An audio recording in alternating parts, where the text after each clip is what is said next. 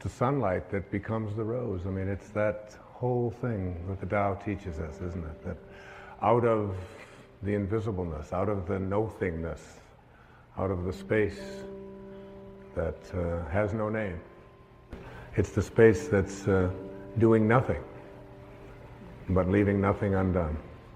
The Tao does nothing. It leaves nothing undone. And you are from the Tao. I'd like to just, for a few moments, speak about one more thought. I'd like to see you work at changing. To change the thought from notice me, to what Lao Tzu calls living in obscurity, becoming more obscure. We live in a celebrity-obsessed world, don't we? Look at me. Notice me. The Tao teaches something completely the opposite. Listen to the 66th verse of the Tao. Water again. The sea stays low. And because the sea stays low, all of the rivers and all of the streams empty into it. Because it stays humble. Because it stays in that place of just allowing everything to come to you. He was trying to teach us the important lesson of letting what we know is coming come to us. I practice this so much more now in my life than I did at one time. I can remember years ago, I had written a book called Your Erroneous Zones back in the 70s, and it stayed on the New York Times bestseller list for something like 27 months. And many weeks it would be number 1, and then it would go down to number 3, and then it would go to number 2, and down to 7, and all of that. And I was doing The Tonight Show in those days, and on a regular basis, and so many of the other shows, the Merv Griffin and Phil Donahue and Dinah Shore. I became like a regular on the Dinah Shore. I was like, hobnobbing with Burt Lancaster folks, and what you do is you call and find out where you appear on the bestseller list for the following week on Wednesday. So you call up on Wednesday, not for the Sunday coming up, but for the following week. And I called home, and my ego was pretty strong, and I was very much into a lot of notice me. I really believe that true nobility is not about being better than anyone else now. It's about being better than you used to be. And I think I'm better than I used to be. And I know that I'm better than I used to be in every quality or every characteristic that I hold to be valuable. But in those days, I was into notice me. And I called home, and I had trained my wife to call the New York Times. She had this special number that she could call, and with a certain code, and she could find out where I was going to appear on the bestseller list the following week. So I called her up and I said, where am I on the bestseller list next week? I was out in California doing something, and she said, you're not on the bestseller list. I said, what are you talking about? I was number 1 on the bestseller list last week. I said, even my voice changed when I said, what do you mean I'm not on the bestseller list? She said, you're not on the bestseller list, I'm sorry. She said, your book is on the bestseller list. Big distinction there, isn't it? Between believing that this is me and recognizing that you can let go a little bit of that. Listen to verse 66 of the Tao. Why is the sea king of 100 streams? Because it lies below them. Humility gives it its power. That's a very important principle to understand. And I live on the ocean, right next to it. It's my front yard.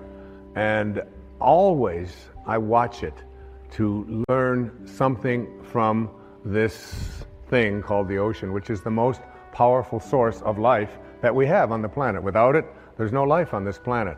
And because it stays low, so what does this have to say to us? Do you have the capacity to get past that ego need to always be saying, notice me, look how important I am. I mean, there's been a proliferation of this lately with this celebrity silly stuff, isn't it? I mean, CNN is doing, full hour shows on silly little things about what happened to this particular celebrity or what happened to that celebrity, and the celebrity's never even done anything. And there's all of this talk about it, and all of the new magazines. I mean, and you go through an airport and you look on the newsstand and all the same photos, just with different magazines. I don't even know what the names of all of them are, but there's like this huge market now that we have for people to get into a state of notice me, notice me, notice me. And how much do we train our young people, particularly in our schools and so on, that the one who is the star is the one who gets the most attention. The one who is the most important and the most valuable is the one that has the most people liking them and so on. This constant obsession with needing to be noticed. When in fact, what I have found for myself is the happiest moments of my life are when I can do it low and slow and not have anybody out there even know what I'm doing. To be able to, Louise never would have advertised the fact of some of the things I talk about with her generosity. She does it anonymously. It's almost always done in those ways. No, look at me, look and notice me, how important I am, and so on. So much to learn from that kind of wisdom, from that kind of inner connection to the Tao, the ability and the willingness to do it anonymously, to say that you can just get done almost anything that you want to get done if you don't become obsessed with taking credit for it. Remember the movie The Magnificent Obsession? It was a movie made back, I think, in the 50s. And it was really about what was the magnificent obsession. It was the ability to be able to give anonymously. What is Alcoholics Anonymous? It is everybody stays anonymous. Nobody has a title. There's not even anybody in charge. There's no leaders of this. There's no president. There's no vice president. There's no organization. It's just, here's a group of people who just want to help other people whose lives are out of control. So here's a meeting place. And you come and one day somebody will chair it, and then somebody else another day will chair it. And one of the things I found when I attend one of these meetings is that I feel, you'll see so many people who are downtrodden, who feel as if their life has passed them by, who look like they don't have any teeth, they haven't shaved, they're dirty, they're God in disguise. Mother Teresa was asked the question about what she does when she was in Calcutta, and she said, every day, I see Jesus Christ in all of his distressing disguises. All of his distressing disguises. That you can see this source, you can see the Tao, you can see it when, particularly in those who are the most obscure, the most isolated from everyone else. And whenever I go to one of those meetings and I hear people get up and they tell their stories, I feel there's so much presence of the source, of God, of spirit, of Lao Tzu, of Tao, whatever you want to call it, in one of those meetings than I've ever felt in any church. I've never felt the presence of it more. And I encourage you, any of you watching this right now, go to one of those meetings. You don't have to be an alcoholic. You don't have to. And I'm not an alcoholic. I don't call myself an alcoholic. I was never out of control. I drank, but I wasn't out of control. But I still go to those meetings. I have people in my own family that have struggled with addiction, and I go with them, and I sit there and I listen to those stories, and I get shivers down my back when I think about how beautiful it is to be in the presence of people. All they want to do is help each other. There's a movie called My Name is Bill W. James Woods played it, and James Garner is in it. And his life just got totally out of control with addictions, totally out of control. And then he went to he went to one of these meetings, and he began to realize, and he said, we can actually take these people, and all we have to do is love them. All we have to do is, and he's so excited about the concept of being able to go out there and offer it. And I keep referring to Louise because she's such a hero to me. There was a time back in the 80s when our president wasn't even able to say the word AIDS, was he? I mean, he could come on. And here was this lady who, before this thing became the worldwide phenomenon that it is, was having meetings in her own house and bringing these people, these downtrodden people who had been labeled outcasts in society, and offering them a place to learn how to love each other and to care for each other. This was long before there was any celebrity status associated with trying to end this horrible crisis that our country has and our world has had. There was James Wood, so excited about the idea of we can create a place where we're anonymous. Nobody has to know anything about us. We don't have to say our names. We don't have to say anything. We just have to come there and we can help each other. And before that happened, everybody who got out of control with addictions, particularly with alcohol, would die. There was no cure. There was no cure. And where did they find their cure? They found it in being anonymous. They found it in being obscure. They found it in having no organization. They found it in having no elected representative. They found it in having no rules. There are no rules. You just come and we care. If you've been 1 day or 1 hour sober, or even if you're drunk, you come. We care about you. And you are not that alcohol. Who you are is this divine soul. In the 36th verse of the Tao Te Ching, it says, "The gentle outlast the strong. The obscure outlast the obvious." Try to become a little more obscure, a little less interfering, a little less notice me, a little less, one of the specific kinds of things that you can do is just as you're about, when somebody else is talking, just as you're about to interject what you've been thinking about for the whole time, waiting for them to stop talking, just stop and to bite your tongue and say, "Tell me more."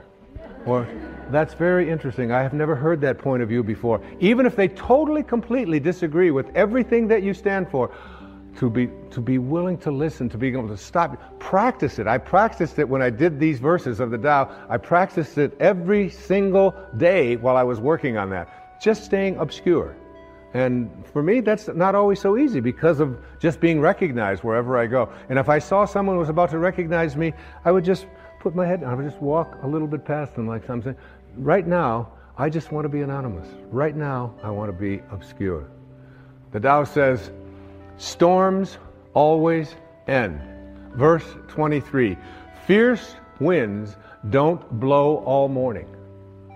A downpour of rain doesn't last all day. Who does this? Heaven and earth. You're already connected to everything you want or need. It will come to you at the exact perfect time, as the rivers and the streams come to the ocean at the perfect time and place. You gotta trust. You gotta know it's going to come to you. You don't have to chase after it. You can become a little less obsessed with your ego and your self-importance and who you are and what you've done, and you can get so much more done. And you know what? It's the most peaceful and sweet, delicious way. It's like the song that Cecilia was singing about the rose. Thank you so much, and God bless you. Now you will hear about 3 energy fields and ways of keeping them uncontaminated. The first energy field is your immediate energy body, which I also refer to as etheric or faster. From a standing position, extend your arm forward and mentally note the most distant point where your fingers extend. Now imagine your arm extending straight above your head to a point over your body, and then behind you and beneath you as well. You now have an image of a field of energy which continuously surrounds your body. I call this field your fast energy body, which is inseparable from your solid and visible slower energy body. Using your imagination, take a moment now to visualize this field of faster energy with its edges or boundaries around you. When another person, particularly a stranger, crosses your boundary, you immediately feel as if you've been invaded. You move back instinctively to create a safer distance. Why? Because your energy body feels the invasive force and alerts you with a state of discomfort. If someone remains in your energy body field for an extended period of time, they begin to affect your entire being with their energy, bringing you down if you feel out of sync with them, and raising you up if they resonate to a higher energy vibration than you. I refer to the second energy field as your broader environmental energy field. To get a sense of this physical energy field, think about your energy field extending into your home, your workplace, your family, and your community. The vibrational pattern of this energy field is your broader environmental energy field. This energy field, in which your solid body walks and talks and sleeps and works and plays, is impacted by the energy frequency of whoever enters it. Now I want you to think of a field of energy so immense that you cannot even create imaginary boundaries for it. I call this the mind field energy. Your thoughts and the thoughts of others interact in your mind field in such a way as to raise or lower your frequency of vibration. When the thoughts and feelings of others impinge upon your mind energy field, there will be one of two results. Either your energy field will be increased, as is said to have happened when Buddha and Jesus entered a village. Just their presence in the village and nothing more would raise the consciousness of those around them. Or your energy field will be decreased and consequently become contaminated. The way others think and how they radiate out their thought energy can impact you. But it is not only people who impact your energy fields. Noise levels, air quality, food purity, all touch and affect your fields of energy. What you may not realize is that you play a potent role in keeping your energy fields clean and uncontaminated, and that you also have a salubrious and cleansing effect on the energy field of those around you. Hopefully, you will be motivated to begin implementing a new approach that will clear all of your energy fields and maintain a state of clarity, free of energy patterns that contaminate your life in any way. How do you treat this body, which is the living organism that sends out the waves of electromagnetic energy? What foods do you use to replenish and replace it with? What toxins do you absorb? How much peaceful rest do you provide for it? Do you exercise it regularly? Is your emotional state calm? Do you meditate to bring yourself into harmony with God? Your body must be loved. It is your home and must be cleansed of all junk. Your body is not your enemy.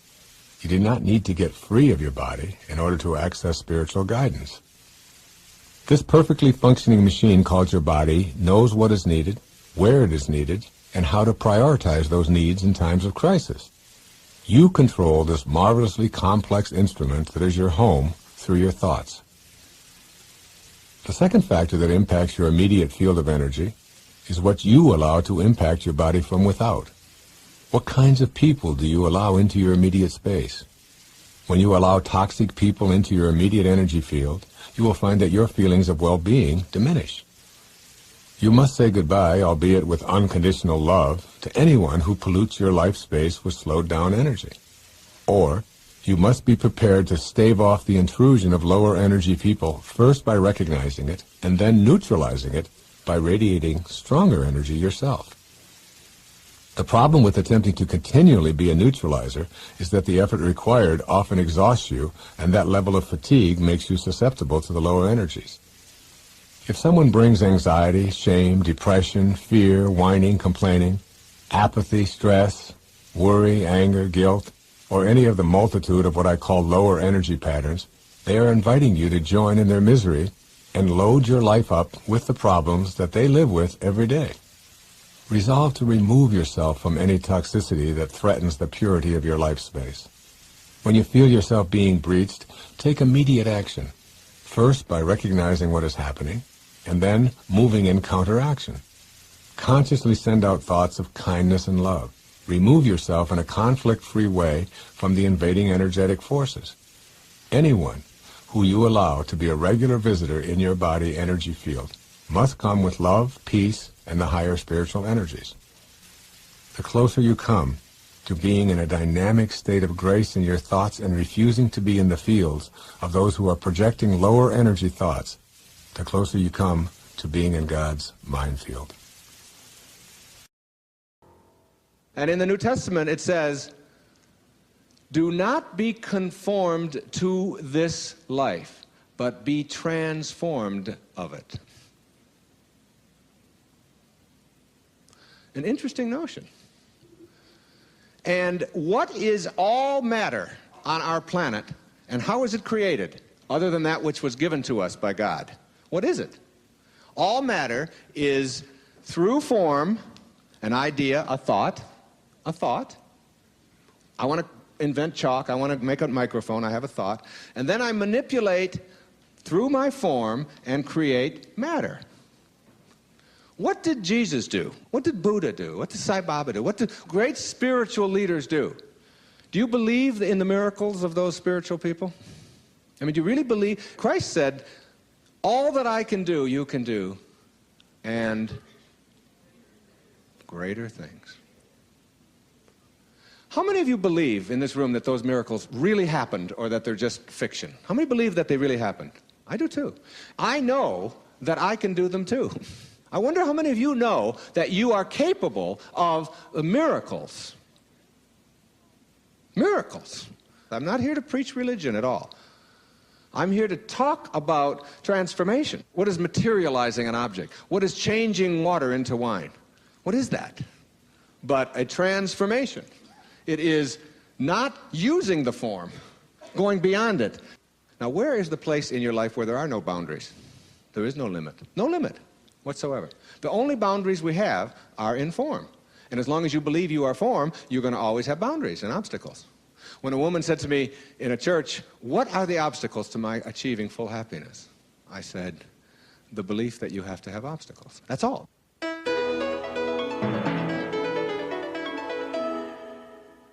The connection between thinking and creating something for yourself is really there.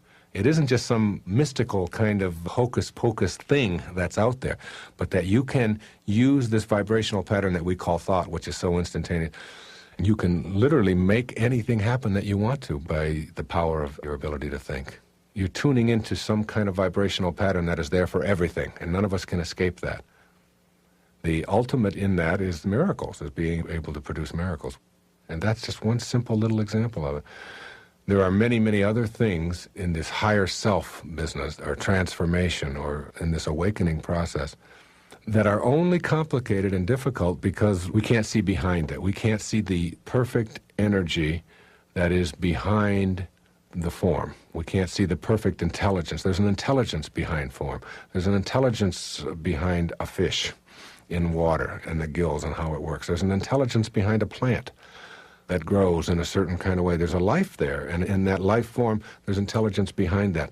We miss that intelligence because we're so preoccupied with just what I can see, how I can get a hold of it, and hence the title of this program. You'll only see it when you believe it. You'll see it when you believe it. If you only believe what you see, then you are limited to just what is on the surface. And you don't even believe in the intelligence behind anything.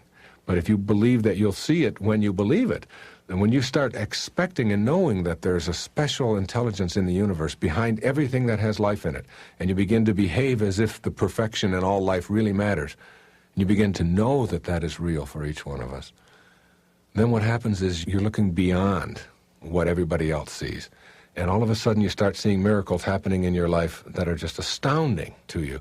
And at one time they were just thought of as coincidences, or, oh yeah, but that's weird, but you can't really make that happen.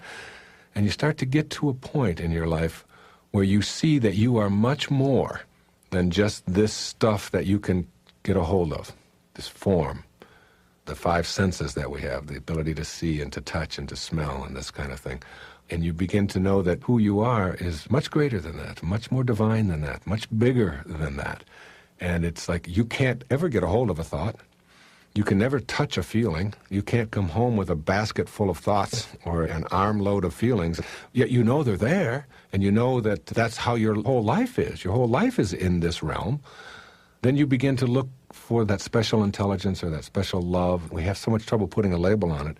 And you begin to see it in all life. And you begin to then think in accepting and loving and kind ways towards everything and everyone that has life in it. And before long, you're creating out of that love, out of that special harmony that you are and that is you, you're creating new kinds of relationships, and you're creating new kinds of loves and new kind of excitement in your life. And then before long, you're making things happen that you never thought could happen before. And then you start expecting miracles instead of being surprised by them. And your whole life changes. Here's a quote from Marcus Aurelius, the famous Roman emperor. The happiness of your life depends upon the quality of your thoughts. Take care that you entertain no notions unsuitable to virtue and reasonable nature. And here's Mother Teresa. God does not command that we do great things, only little things with great love. There are no justified resentments. You hear people say this all the time. I have a right to be upset because of the way I've been treated. I have a right to be angry, hurt, depressed, sad, and resentful. Learning to avoid this kind of thinking is one of my top 10 secrets for living a life of inner peace, success, and happiness. Anytime you're filled with resentment, you're turning the controls of your emotional life over to others to manipulate. I became aware of how powerful this lesson was many years ago while sitting in on a meeting of 12 people who were in a recovery group for alcoholism and drug addiction. All 12 of those people were accustomed to blaming others for their weaknesses, using almost any excuse as a rationale for returning to their self-defeating ways. On a poster hanging in the room were these words, "In this group, there are no justified resentments." Regardless of what anyone would say to another group member, no matter how confrontational or ugly the accusations, each person was reminded that there are no justified resentments. You may need to consider whom you resent before you make your own choice about whether this is useful for you. Resentments give you an excuse to return to your old ways. This is what got you there in the first place. Why resentments are there? You may be familiar with a popular television show called Who Wants to Be a Millionaire? If the contestant answers 15 multiple-choice questions, he or she wins $1 million. Starting with a $100 question, the person in the hot seat answers 5 questions until reaching the $1,000 level. At this point, the person is guaranteed to leave with something. Then the questions increase in difficulty. If the contestant reaches $32,000, again there's a guarantee of leaving with that amount. So there are 2 crucial levels to attain. The $1,000 level, which is achieved by answering 5 relatively simple questions, and the $32,000 level, which involves 5 increasingly difficult questions. I've just related details about this TV program to present the idea of the 2 levels that you must achieve in order to have a chance at the highest $1 million level of awareness. The $1,000 level is one in which you can learn to leave blame behind in your life. If you don't do so, you're going to go home with nothing. Removing blame means never assigning responsibility to anyone for what you're experiencing. It means that you're willing to say, I may not understand why I feel this way, why I have this illness, why I've been victimized, or why I had this accident, but I am willing to say without any guilt or resentment that I own it. I live with it, and I am responsible for having it in my life. Why do this? If you take responsibility for having it, then at least you have a chance to also take responsibility for removing it or learning from it. If you're in some small way, perhaps unknown, responsible for that migraine headache or that depressed feeling, then you can go to work to remove it or discover what its message is for you. If, on the other hand, someone or something else is responsible in your mind, then of course you'll have to wait until they change for you to get better, and that is unlikely to occur. So at the $1,000 level, blame has to go. Otherwise, you go home with nothing and are unable to participate at the higher levels. You must be willing to pass a new test at the second critical level, the $32,000 question, which is the final obstacle you must face in order to move into the more exalted realm of self-actualization and higher consciousness, the $1 million spiritual level, if you will. At this level, you must be willing to send the higher, faster energies of love, peace, joy, forgiveness, and kindness as your response to whatever comes your way. This is the start of the uncrowded extra mile, where you have only one love to give away. Someone says something to you that you find offensive, and rather than opting for resentment, you are able to depersonalize what you've just heard and respond with kindness. You would rather be right than kind. You have no need to make others wrong or to retaliate when you've been wronged. You do this for yourself. There's a Chinese proverb, if you're going to pursue revenge, you'd better dig 2 graves. Your resentments will destroy you. They are low energies. And along the extra mile, you'll only meet others who have fully grasped this concept. The ones who haven't made it to this level are all back with the crowd who went out of the game long ago on an easier question, and most are still back there wondering why they keep going home with nothing. But I can assure you that they continue to blame others for their emptiness. First, you have to get past blame. Then you have to learn to send love to all rather than anger and resentment. The story is told of the enlightened master who always responded to outbursts of criticism, judgment, and ridicule with love, kindness, and peace. One of his devotees asked him how he could possibly be so kind and peaceful in the face of such disparaging invective. His response to the devotee was this question: if someone offers you a gift, and you do not accept that gift, to whom does the gift belong? The answer leads us to the extra mile. Ask yourself, why would I allow something that belongs to someone else to be a source of my resentment? As the title of a popular book says, what you think of me is none of my business.